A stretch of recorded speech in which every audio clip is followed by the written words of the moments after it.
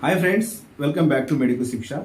मैं हूं संतोष और आज के इस सेगमेंट में हम बात करेंगे एक फार्मास्यूटिकल ड्रग कैटेगरी जिसे हम बोलते हैं ऑर्फन ड्रग। सो ऑर्फन ड्रग बेसिकली वो कैटेगरी होती है जो किसी रेयर डिसीज में, रेयर वर्ड बहुत इंपॉर्टेंट है, जो किसी रेयर डिसीज में डायग्नोसिस, ट्रीटमेंट एंड प्रिवेंशन के लिए यूज किए जाते हैं। अब ये ड्रग बेसिकली कॉस्टली होते हैं, इनकी सप्लाई मार्केट में शॉर्ट होती है, सो इनका शॉर्टेज रहेगा सप्लाई में, एंड जबकि इनकी मैन्युफैक्चरिंग कॉस्ट ज्यादा है तो चांसेस बहुत कम होते हैं कि आफ्टर प्रोडक्शन और आफ्टर मार्केटिंग इसकी सेल्स ज्यादा हो। सो यहाँ पे फार्मास्यूटिकल कंपनीज को रिस्क होती है कि क्या जो जितना पैसा वो इसमें इन्वेस्ट कर रहे हैं एक ड्रग को डेवलप करने में, उसे मॉडिफाई करने में एंड उसे मार्केट में सेल करने में, जितनी कॉस्ट वो लगा रहे हैं क्या उतनी कॉस्ट रिकवर कर पाएंगे, इसका सबसे बड़ा रिस्क होता है। बिकॉज रेयर डिसीजेस का मतलब होता है कि ऐसे डिसीजेस जहां पे नंबर ऑफ पेशेंट्स बहुत स्मॉल है, स्मॉल ग्रुप होगा वहां पे नंबर ऑफ पेशेंट का। अब ये हमें कहां पे डेटा मिलेगा? ये हमें मिलेगा अकॉर्डिंग टू एक्ट 1983 जो ऑर्फन ड्रग एक्ट इस नाम से जाना जाता है। ये यूएसए में इसकी अमेंडमेंट हुआ था सबसे पहले। अब उस अकॉर्डिंग उन्होंने डिफाइन किया था कि रेयर डिसीजेस वो होते हैं जहां पे इंडिया एंड यूएसए के अंदर लिमिटेशन सेट किए थे। अगर किसी डिसीज के पेशेंट इंडिया में 5 लाख है एंड यूएसए के अंदर 2 लाख है तो उन सारे डिसीजेस को हम रेयर डिसीज कंसिडर करेंगे। एंड इसीलिए हुआ क्या, बहुत सारे मैन्युफैक्चरिंग इंडस्ट्री ने बोला कि हम इतना सारा कॉस्ट नहीं लगाएंगे, जबकि मार्केट से डिमांड बिल्कुल नहीं है, डिमांड रेयर है। लेकिन ऐसा बिल्कुल नहीं होता कि इन सारे डिसीज के लिए ड्रग्स अवेलेबल नहीं होते, डेफिनेटली होते हैं। Because government according to this act बहुत सारे मैन्युफैक्चरिंग कंपनीज को, मैन्युफैक्चरिंग इंडस्ट्रीज को कुछ राइट्स एंड कुछ बेनिफिट्स ऑफर करती है, जिसकी वजह से फार्मास्यूटिकल इंडस्ट्रीज मोटिवेट होती है रेयर डिसीजेस में काम आने वाले ड्रग्स को बनाने के लिए। जैसे बेनिफिट्स क्या क्या होंगे?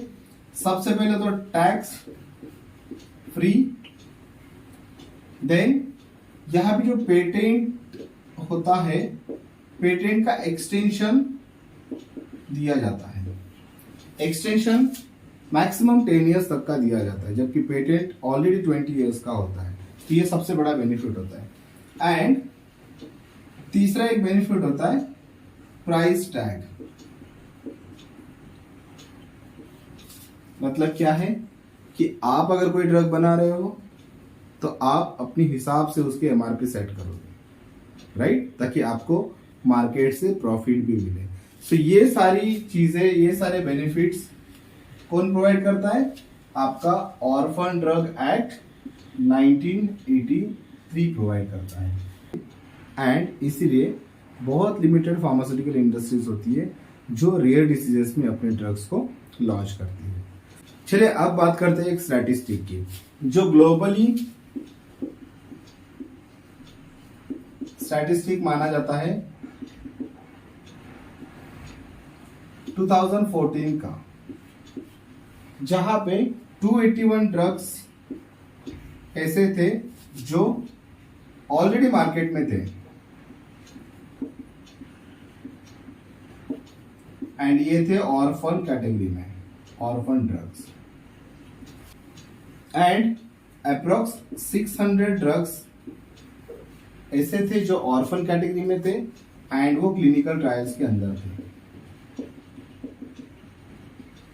इसका क्या मतलब है इसका मतलब यह है कि मार्केट में आज भी बहुत सारे ड्रग्स ऐसे हैं जो ऑर्फन कैटेगरी के हैं एंड उसका प्रोडक्शन हमेशा कंटिन्यूसली चलता भी आ रहा है, बिकॉज गवर्नमेंट एंड बाकी आपके department according to the act उन सभी को हेल्प करते हैं ताकि पेशेंट को जो भी एक क्रोनिक कंडीशन है या जो भी एक लाइफ थ्रेटनिंग इवेंट है उसके लिए उसको सही तरीके से ड्रग अवेलेबल हो। दोस्तों चलिए अब बात करते हैं कुछ एग्जांपल्स की। सो आज की वीडियो में हम सिर्फ 5 ड्रग के बारे में बात करेंगे जो ऑर्फन ड्रग्स के एग्जांपल होंगे। अब इसको याद रखने के लिए आपको इमेजिन करना पड़ेगा कि एक घर है, एक हाउस है। अभी ऑर्फन ड्रग की बात कर रहे हैं तो यहाँ पे ये ऑर्फनेज है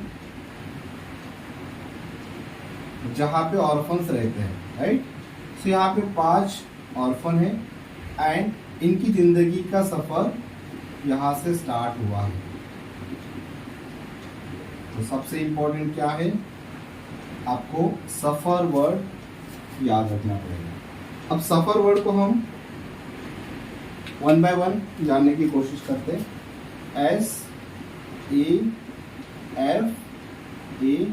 SAFAR। तो सबसे पहला S, ये हमने यूज किया है सोडियम नाइट्राइट के लिए। तो सोडियम नाइट्राइट एक ऑर्फन ड्रग है जो बेसिकली हेल्प करता है पेशेंट को साइनाइड पॉइजनिंग से बचाने के लिए। मतलब क्या है, एक एंटीडोट है।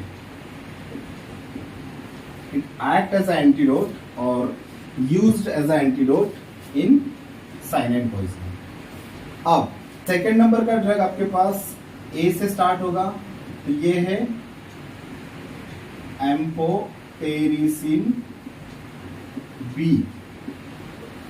ये मॉलिक्यूल, ये ड्रग बेसिकली हेल्प करता है जितने भी लाइफ थ्रेटनिंग फंगल इन्फेक्शन होते हैं या सीवियर नेचर के जितने भी फंगल इन्फेक्शन होते हैं उनको ट्रीट करने के लिए।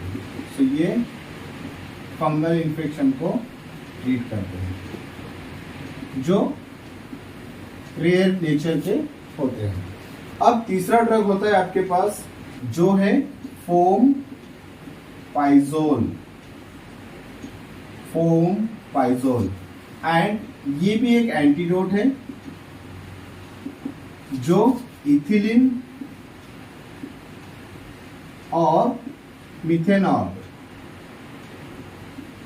इनकी पॉइजनिंग में पेशेंट को हेल्प करता है ठीक होने के लिए।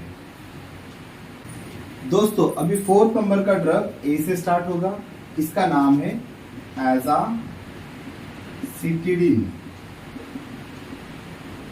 सो दोस्तों एजासिटिडिन बेसिकली हेल्प करता है माइलोडिस्प्लास्टिक सिंड्रोम में ट्रीटमेंट के लिए। वर्ड थोड़ा सा ध्यान रखना, माइलोडिस्प्लास्टिक सिंड्रोम। अभी बेसिकली ये कंडीशन होती है जहां पे किसी पेशेंट का बोन मैरो ब्लड सेल्स तो बनाता है लेकिन वो ब्लड सेल्स हेल्दी नहीं होती है, राइट। सो उस कंडीशन को बोला जाता है माइलोडिस्प्लास्टिक सिंड्रोम।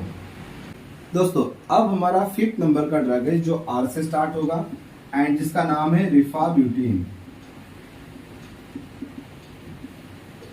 बेसिकली ये ड्रग हेल्प करता है माइकोबैक्टीरियम एवियम कॉम्प्लेक्स डिसीज को स्लो डाउन करने के लिए या फिर प्रिवेंट करने के लिए। डिसीज का नाम बहुत इंपॉर्टेंट है, माइकोबैक्टीरियम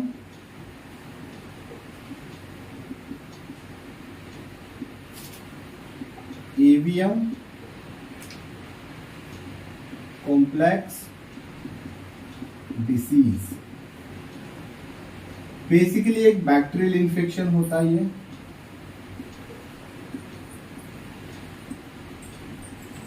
एंड इंपॉर्टेंट बात यह है अगर ये बैक्टीरियल इन्फेक्शन किसी HIV एड्स पेशेंट को हो जाता है तो पेशेंट की हालत बहुत ज़्यादा कॉम्प्लिकेटेड हो सकती है।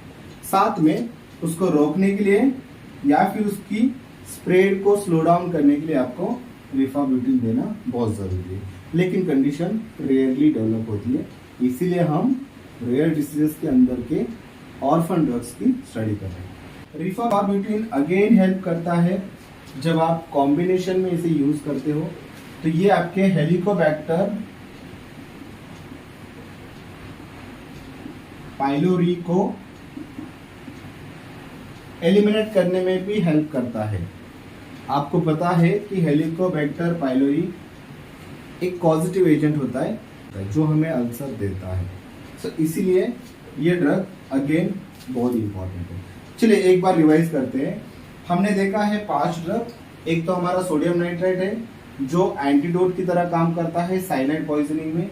दूसरा हमने देखा एम्फोटेरिसिन बी जो फंगल इन्फेक्शन, जितने भी सीवियर फंगल इन्फेक्शन होते हैं उसमें इसे दिया जाता है। थर्ड नंबर हमने देखा फोमेपाइजोल। फोमेपाइजोल अगेन एक एंटीडोट है, बट यहाँ पे इथिलीन और मिथेनॉल की पॉइजनिंग में इसे यूज किया जाता है। फोर्थ नंबर का ड्रग हमने देखा आजासिटिडिन, जिसका मेन फंक्शन होता है माइलोडिस्प्लास्टिक सिंड्रोम को ट्रीट करना।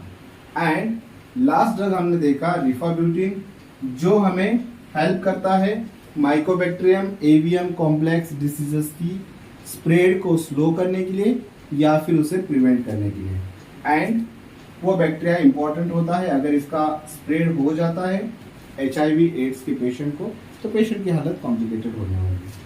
सेम रिफाब्यूटिन अगेन अगर किसी ड्रग के साथ कॉम्बिनेशन में दिया जाता है तो ये आपके हेलिकोबैक्टर पाइलोरी को एलिमिनेट करेगा।